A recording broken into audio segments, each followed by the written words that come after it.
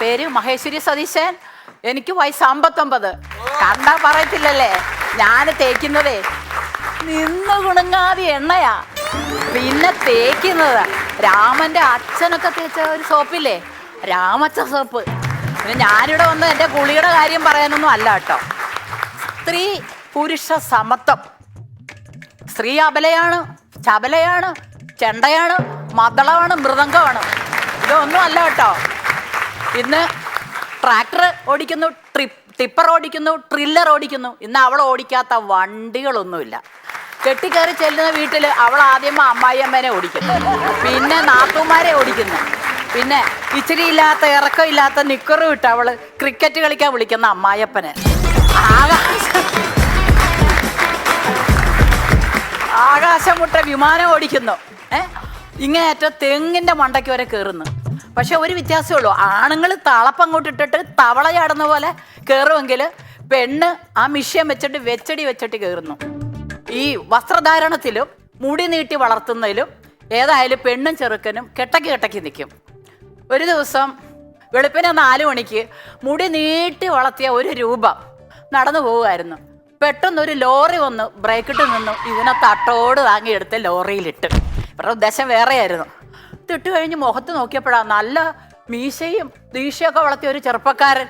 ഉടനെ ഈ ലാറി ഇരുന്നവൻ പറയാ, നിനക്കും ഇല്ലേടാ നാറിയ അമ്മയും പെങ്ങന്മാരും വെളുപ്പാൻ കാലമായപ്പോഴത്തേ പറ്റിക്കാനായിട്ട് ഇറങ്ങിയിരിക്കുന്നു. ഒരടിയും കൊടുത്ത് ആ പാവത്തിനെ പറഞ്ഞിട്ട്.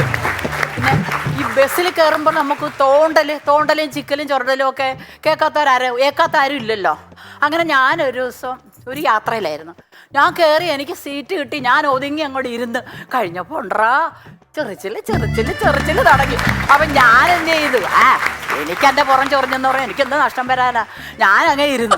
ഇത്തിരി കഴിഞ്ഞപ്പോൾ എനിക്ക് ചൊറിച്ചിലിപ്പോൾ ഇവിടെയൊക്കെ ചൊറിയതാ. അപ്പം ഞാൻ പറഞ്ഞു, മോനെ ഒന്ന് തിരിഞ്ഞു നോക്കിയപ്പോൾ എൻ്റെ മോൻ്റെ അത്രയേ ഉള്ളൂ. എടാ മോനെ, ആ ചൊറിയുന്നതിൻ്റെ ഒരു ഇച്ചിരി മുമ്പോട്ടൊന്ന് നല്ലപോലെ ഒന്ന് ചൊറിഞ്ഞ.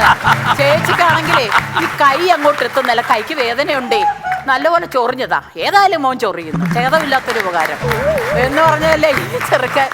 അങ്ങനെ അപ്പം വണ്ടി നിന്നു. ഇവൻ കൂസലില്ലാതെ അങ്ങോട്ട് ഇറങ്ങിപ്പോയി. പിന്നെ എൻ്റെ വീടിനടുത്ത് ഒരു ഇറച്ചിക്കടയുണ്ട്. ഈ ഇറച്ചിക്കട അപ്പം എൻ്റെ പേരക്കുട്ടിയുടെ പേര് ആദിദേവെന്നാണ്. അപ്പം ഞാൻ പറഞ്ഞു, ആദിക്കുട്ടാ 1 കിലോ ഇറച്ചി ഇങ്ങോട്ട് മേടിക്കുക. അപ്പോൾ അവൻ പറഞ്ഞു, അമ്മമ്മ ഞാൻ പോകത്തില്ല അമ്മമ്മ, എനിക്ക് ആങ്കിളിനെ കണ്ടാൽ പേടിയാണ്. അയാളെങ്ങനെ നല്ല വയറും വെച്ച് നല്ല കൊമ്പം മീശയും വെച്ച് കണ്ട ഒരു ഭീമനെ പോലെ തോന്നും. ആ ഇറച്ചി വെട്ടുന്ന കത്തിയും പിടിച്ച് എപ്പോഴും നിൽക്കരുത്. ഈ കത്തിയൊന്നും താഴെ ഇടുകയല്ലേ ഇയാൾ. അപ്പോൾ എന്നാൽ അമ്മാമ്മ പോകാൻ പനെ, എനിക്ക് അങ്ങനെ പേടിയാന്ന് അവനെ പറഞ്ഞു കഴിഞ്ഞു. പോകാൻ പനെന്ന് പറഞ്ഞാൽ ഞാൻ ചെന്ന് കഴിഞ്ഞപ്പോഴേ ഞാൻ ചോദിച്ചു, ഇപ്പോൾ ഇറച്ചി കിലോയ്ക്ക് എത്രയാ? അപ്പോൾ ഇയാൾ പറയുന്നേ, 350 രൂപ. ചേച്ചിക്ക് എത്ര കിലോ വേണം? ഞാനങ്ങ് അതിശയിച്ചു പോയി. അപ്പോൾ എന്താണെന്ന് വെച്ചാൽ ഈ നമ്മൾ പറഞ്ഞു വന്നത് സ്ത്രീ പുരുഷ സമത്വം. അപ്പം ഈ സൗണ്ടിൻ്റെ കാര്യത്തിലും സ്ത്രീയും പുരുഷനായിട്ട് ഏകദേശം ഇത്തിരി സാമ്യമുണ്ട്. പിന്നെ പണ്ട് കാലം മുതലുള്ളതാണ് ഈ മദ്യപിച്ചിട്ട് വന്നിട്ട് നമ്മൾ പിന്നെ ഭാര്യമാരെ എടുത്തിട്ട് അടിക്കുന്നത്. അപ്പം എൻ്റെ വീടിൻ്റെ അടുത്ത് ഒരു ചേട്ടനും ചേച്ചി ഉണ്ടായിരുന്നു. ഈ ചേട്ടൻ കുടിച്ചിട്ട് വരുമ്പം തന്നെ ചേച്ചിയുടെ അപ്പനെ അമ്മേനെ ഒക്കെ പറഞ്ഞ് ചീത്ത പറഞ്ഞുകൊണ്ടേ വരുള്ളൂ. അപ്പം ഇങ്ങനെ വന്നു കഴിയുമ്പോൾ ഈ ചേച്ചിക്ക് ഇങ്ങനെ ചൊറിഞ്ഞ് കയറും ഇത് കേൾക്കുമ്പോൾ. അപ്പം ചേച്ചി എന്ത് ചെയ്യുന്നറിയോ, അങ്ങോട്ടും പറയും. അങ്ങോട്ടും ഇങ്ങോട്ടും പറഞ്ഞു കഴിയുമ്പോൾ ഈ ചേട്ടൻ ചേച്ചിയെ കുനിച്ച് നിർത്തി നല്ല ഇടി കൊടുക്കും. ആദ്യമൊക്കെ ഈ ചേച്ചിക്ക് വലിയ വിഷമം കരച്ചില്ല. പിന്നെ ചേച്ചിക്ക് ഈ ഇടി കൊള്ളുന്ന ഒരു ഹരമായി. ഈ ഇടി കൊള്ളാതെ ഈ ചേച്ചിക്ക് ഒരു ദിവസം മുന്നോട്ട് പോകാൻ പറ്റത്തില്ല. അപ്പം അങ്ങനെ ചേട്ടൻ ഒരു ദിവസം വന്നപ്പോൾ ഉണ്ടല്ലോ, ഒരു റിയാക്ഷനില്ല. ചേട്ടൻ നേരെ അകത്തേക്ക് പോയി കിടക്കുന്നു, പുതച്ചുകൂടി കിടക്കുന്നു. അപ്പം ചേച്ചി, എനിക്ക് ഇടി ഇപ്പം കിട്ടും. എവിടെ ചേച്ചി നോക്കിയപ്പോൾ അരകല്ലിൻ്റെ അമ്മിക്കുഴ കിടക്കുന്നത്. പുള്ളിക്കാരി അതങ്ങോട്ട് എടുത്തിട്ട് പെരയുടെ പുറത്തേക്ക് ഇട്ടിട്ട് ഇങ്ങനെ കുനിഞ്ഞ് നിന്നപ്പോൾ പുള്ളിക്കാരിയുടെ വായിലുണ്ടല്ലോ ഏപ്പടത്തിൻ്റെ ഡയലോഗ്,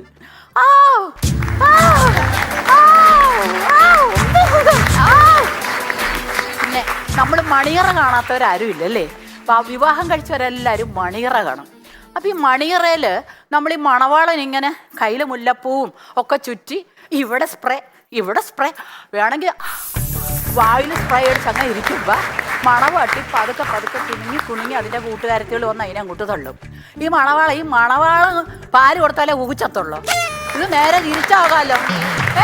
ഈ മണവാളം കുണുങ്ങി വന്ന് മണവാട്ടിക്ക് പാല് കൊടുത്ത് മണവാട്ടി കുടിച്ചതിൻ്റെ ബാക്കി മണവാളിനെ കുടിച്ചാൽ എന്താ, അവിടെ ഒരു സമത്വം കൊണ്ടുവരണം. നിങ്ങൾ കല്യാണം കഴിക്കാത്തവരുണ്ടെങ്കിൽ ഇതൊന്ന് മനസ്സിൽ വെച്ചോളാം. അപ്പം ഈ മണിയറയുടെ കൺട്രോള് എപ്പോഴും മണവാട്ടിൻ്റെ കയ്യിരിക്കണമെന്നാണ് പറയുന്നത്. ഇത്രയും പറഞ്ഞപ്പോൾ എൻ്റെ ആദ്യ രാത്രിയുടെ കാര്യം പറയണമല്ലോ. എൻ്റെ ആദ്യ രാത്രി ഈ പുള്ളിക്കാരന് ചെറിയ വിക്കുള്ള കാര്യം ഞാൻ അറിഞ്ഞില്ല. എന്നെ പെണ്ണ് കാണാൻ വന്നപ്പോൾ പുള്ളിക്കാരൻ എന്നോട് ഒരു അക്ഷരം മിണ്ടിയില്ല കേട്ടോ. മിണ്ടിക്ക് പണി പാളിയേനെ ഇല്ല, ഇങ്ങനെ ഇരിക്കുക, ഇളിഞ്ഞോണ്ടിരിക്കുക. അങ്ങനെ രാത്രി ഞാൻ കയറി ചെന്നു. ഞാൻ കട്ടിലിങ്ങനെ ഇരുന്നപ്പോൾ പുള്ളിക്കാരൻ്റെ തോളെ കൈവച്ചിട്ട് ഊ ഊ ഊ ഊ ഊ. അപ്പോൾ എനിക്കൊന്ന് മനസ്സിലായപ്പോൾ ഞാൻ ഓർത്ത് ഉറങ്ങാൻ പറയുമായിരിക്കുന്നു. ഉറങ്ങിക്കോ എന്ന് പറയാമായിരിക്കും. ഞാൻ തലയാട്ടി ഞാൻ ആ കട്ടിലിൻ്റെ അടുത്ത് ആദ്യമായിട്ടല്ലേ തൊട്ടില്ല എന്ന് പറഞ്ഞാൽ പതുക്കെ ഒന്ന് കിടന്നു. അങ്ങനെ ഞങ്ങളുടെ ആദ്യ രാത്രി ശൂന്യമായിപ്പോയി.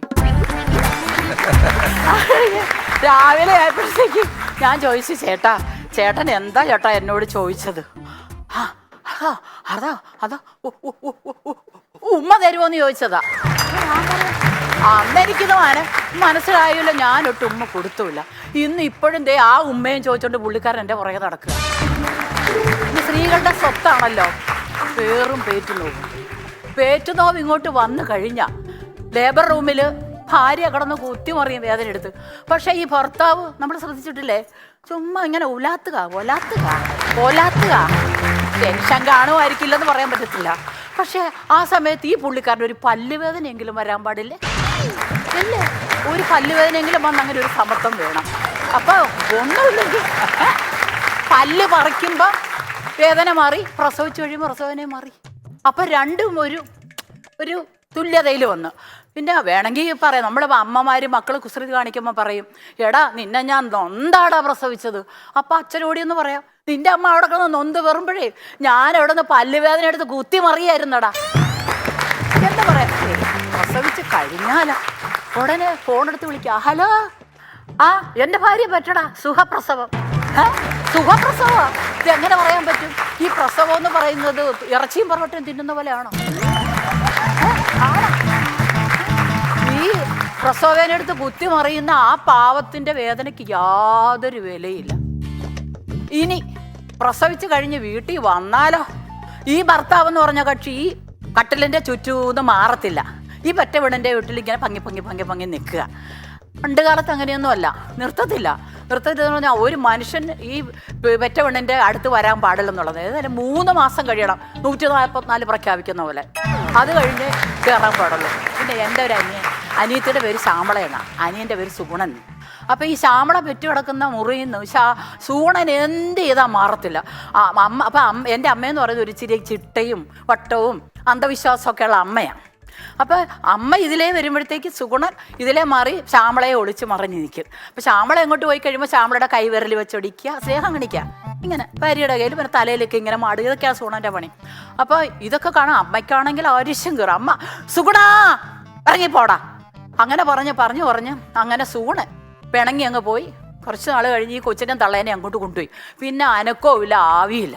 പിന്നെടാ കേൾക്കുന്നു, ശ്യാമള 3 പ്രാവശ്യം ഇരട്ട വിറ്റ്. പിന്നെ ഈ കൊച്ച്. അപ്പോൾ അങ്ങനെ ചിരട്ടയെന്ന് ആഴിയും പോലെ 7 മക്കള് എൻ്റെ അനിയത്തിക്ക്. അപ്പം ഞാൻ ചോദിച്ചു, എൻ്റെ അടി എന്തുവാടി ഇത്? ചേച്ചി അതെ എൻ്റെ അമ്മയോടുള്ള കലിപ്പ് തീർത്തതാ ചേട്ടൻ. 7 മക്കളെ. പിന്നെ ഞാൻ പറഞ്ഞു വന്നത് സ്ത്രീ സമത്വമാണ്. അത് കുറച്ച് കാര്യങ്ങളിൽ കിട്ടുന്നത്. എന്തായാലും നമുക്ക് ആണുങ്ങളുടെ കൂടെ കടപിടിക്കാൻ പറ്റത്തില്ല. അത് കുറച്ച് കാര്യങ്ങൾ കിട്ടും. പിന്നെ ഉള്ളതെല്ലാം വെള്ളത്തിൽ വരച്ച വര പോലെ ആയിരിക്കുള്ളൂ. നമസ്കാരം.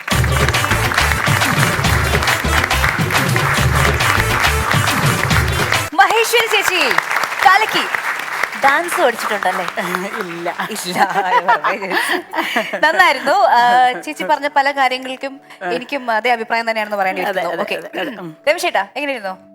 എനിക്ക് ഏത് കാര്യത്തിന് അഭിപ്രായം ആദ്യം പറ. പല്ലുവേദന വരണം. ഒന്ന് മറ്റേ ആദ്യ രാത്രി മറ്റേ അല്ലേ പാലുമായിട്ട് വരുന്നതാണ്, നമുക്ക് റിവേഴ്സ് ആക്കാം, കുഴപ്പമില്ല. പിന്നെ പല്ലുവേദനയുടെ കാര്യം അല്ലേ, പല്ലുവേദനയെങ്കിലും വരണം. അറ്റ്ലീസ്റ്റ് തലകറങ്ങിയെങ്കിലും വീഴണം. അതെ വേണം. അത് വേണ്ട, അത് വേണ്ട. ബില്ലാര് പേ ചെയ്യും തലകറങ്ങി കിടന്ന?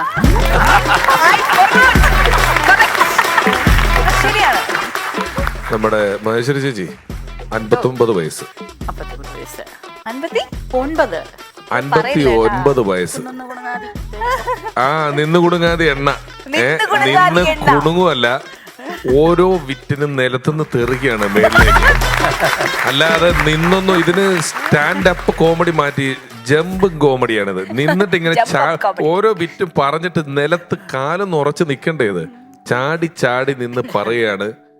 എല്ലാ തമാശകളും വർക്കൗട്ടായി, എല്ലാ തമാശകളും സ്വന്തം ശൈലിയിൽ അതിൻ്റെ മീറ്ററിൽ കൊണ്ടുവന്ന് വയ്ക്കുന്നു. ഇടയ്ക്കൊക്കെ എവിടെയെങ്കിലും ഒന്ന് ആലോചിക്കുന്നതായിട്ടോ എന്തെങ്കിലും ഒന്ന് ചിന്തിക്കുന്നതായിട്ടോ അങ്ങനെ ഒന്നും നമുക്ക് തോന്നുന്നില്ല. ഇങ്ങനെ അഴിച്ച് വിടുകയാണ്, അനസ്യൂതം പറഞ്ഞങ്ങ് പോവുകയാണ്. പല ചാനലുകളും സ്റ്റാൻഡപ്പ് കോമഡിയുടെ ഒരു ഇൻഡിപെൻഡൻറ്റ് ഷോ തുടങ്ങാൻ നോക്കുകയും പലതവണ പരാജയപ്പെടുകയും ചെയ്തൊരു സാഹചര്യത്തിൽ നമ്മളിങ്ങനെ ഒരു ഉദ്യമം നടത്തി നമ്മുടെ ഗ്രൂമേഴ്സും നമ്മുടെ പിന്നിൽ പ്രവർത്തിക്കുന്ന ഒരു ആളുകളെ അന്വേഷിച്ച് കണ്ടുപിടിക്കുന്ന ഒരു പ്രോസസ്സ് വളരെ കുറച്ച് പേരേ ഉള്ളൂ. അതിനകത്ത് ഇങ്ങനെയുള്ള ചില ആൾക്കാർ നമ്മുടെ പരിപാടിയിലോട്ട് വരുമ്പോഴാണ് നമ്മൾ ഈ എടുത്ത തീരുമാനം വളരെ നന്നായിരുന്നുവെന്നും ഇതിനൊരു പർപ്പസ് ഉണ്ടെന്നും ഈ പരിപാടി കൊണ്ട് നമുക്കൊരു ഗുണമുണ്ടായി എന്നൊക്കെ തോന്നുന്നത് ആരെങ്കിലുമൊക്കെ ഈ പരിപാടിയിൽ നിന്ന് പുറത്തേക്ക് വരുമ്പോഴാണ്. അല്ലേ, ഒരു പരിപാടി കുറേ നാൾ ചെയ്തു, കുറച്ച് പൈസ അവരും ഉണ്ടാക്കി നമ്മളും ഉണ്ടാക്കി, അത് തീർന്നു, അതിൽ നിന്ന് ആരും പുറത്തേക്ക് വരുന്നില്ല എന്ന് പറയുന്നതിൽ ഒരു സുഖമില്ല. ഇത് അങ്ങനെയല്ല, ഗംഭീര പ്രകടനമായിരുന്നു, സൂപ്പറായി.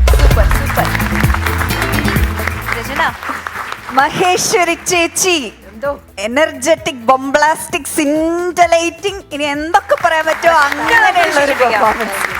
ഒരു രക്ഷയില്ല. ഒന്നിന് മെച്ചമായിരുന്നു.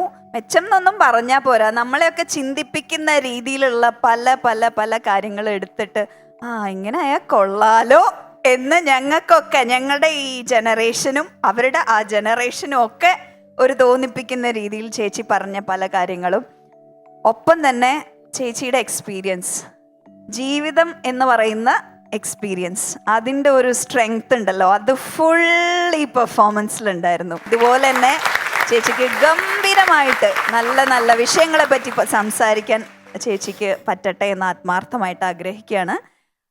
പല്ലുവേദന എനിക്ക് ഇഷ്ടപ്പെട്ടു.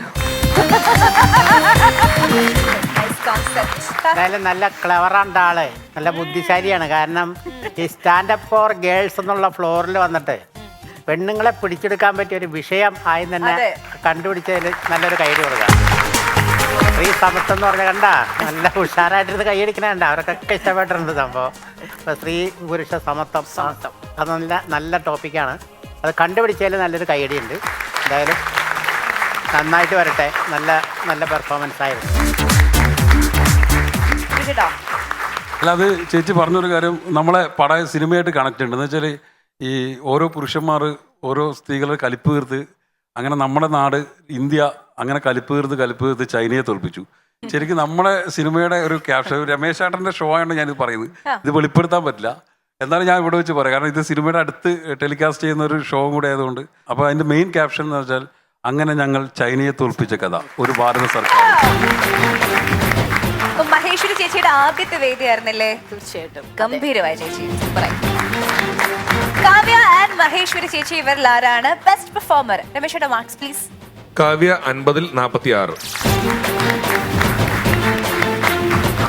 രചന എന്റെ വക 50-ൽ 46.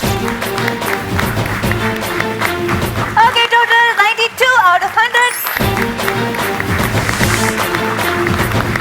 Congratulations, golden entry ലഭിച്ചിരിക്കുന്നു. ഇനി ചേച്ചിയുടെ. ചേച്ചിക്ക് ഞാൻ രചന ഒരേ മാർക്കാണ് ഇട്ടിരിക്കുന്നത് അല്ലേ? അപ്പൊ ഞങ്ങൾ രണ്ടുപേരും കൂടെ ചേച്ചിക്ക് കൊടുക്കുന്നു 50-ൽ 49. അയ്യോ, അടിപൊളി. That means 98 out of 100. Very good. First വേദി 100-ൽ 98 മാർക്ക് ലഭിച്ചിരിക്കുന്നു, ഗോൾഡൻ എൻട്രി ലഭിച്ചിരിക്കുന്നു. വീണ്ടും പറഞ്ഞു കേട്ടോ, വീണ്ടും വരില്ലേ? തീർച്ചയായിട്ടും. ഓക്കെ, അപ്പോൾ best performer is Maheshwari. Prize കൊടുക്കാനായിട്ട് രമേശ് ഏട്ടാ, Rachana please. Once Upon a Time season 4 മത്സരാർത്ഥികളെ കാത്തിരിക്കുന്നത് പറക്കാട് ജുവൽസ് നൽകുന്ന സമ്മാനം.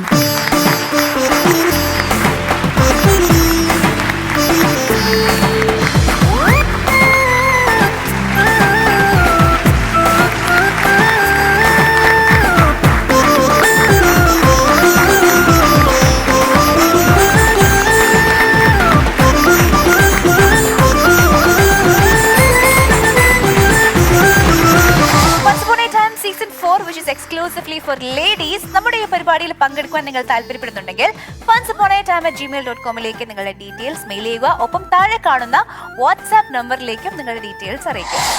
അങ്ങനെ ഇതോടുകൂടി ഇന്നത്തെ എപ്പിസോഡ് നമ്മൾ വൈൻഡപ്പ് ചെയ്യുകയാണ്. നമുക്ക് എല്ലാവർക്കും വീണ്ടും കാണാം. Until then, bye.